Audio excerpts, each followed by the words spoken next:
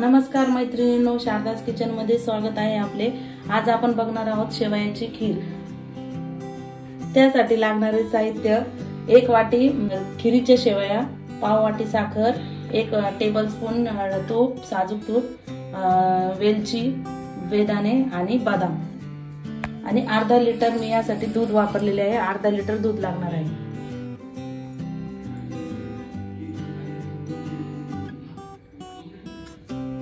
त्यानंतर थोडे पातेले गरम करून 1 वाटी टेबलस्पून तूप टाकू। त्यानंतर आपण शेवया थोड्या लालसर गुलाबी रंग येईपर्यंत भाजून घेऊया। जास्त भाजायचे नाही आपल्याला, थोडासा लालसर कलर येईपर्यंत। अशा प्रकारे आपले थोडंसं गुलाबी भाजून झालेलं आहे।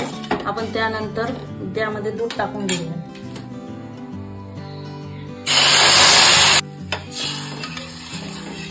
व 3 ते 4 मिनिटं आपण शेवया शिजून घेऊया दुधामध्ये।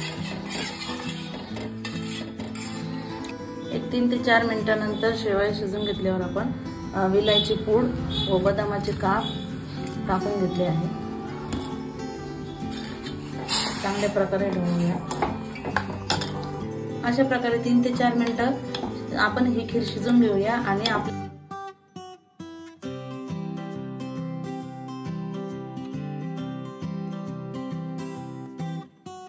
तयार आहे आपली शेवयाची खीर। तुम्ही बघू शकता किती छान झाली आहे आपली खीर।